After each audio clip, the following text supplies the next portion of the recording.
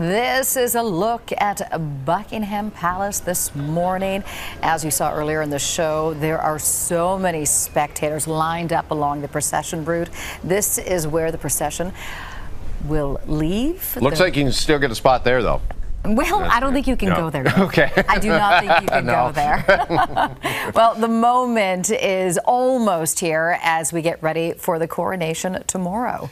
All right, and to mark the occasion, Hello Canada has released right here a special issue with some never-before-seen photos of a young King Charles and moments from coronations past. And for that and more, we are joined by Hello Canada Editor-in-Chief Alison Eastwood is back with us here on TMS. Alison, always good to see you. Good morning. Good morning. Okay, first off, just how long have you and the team, have you been planning this coverage for the coronation?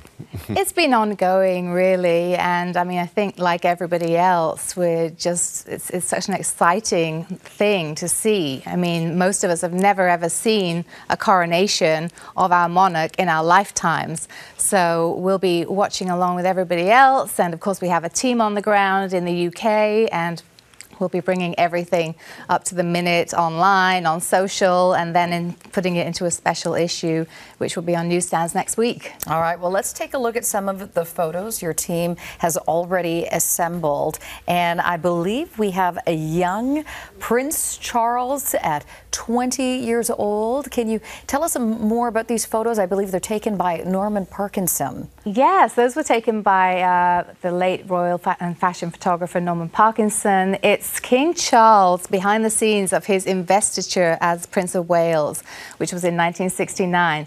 And what's really cool is you can see him having powder applied to his face by Grace Coddington, who went on to be the creative director at Vogue.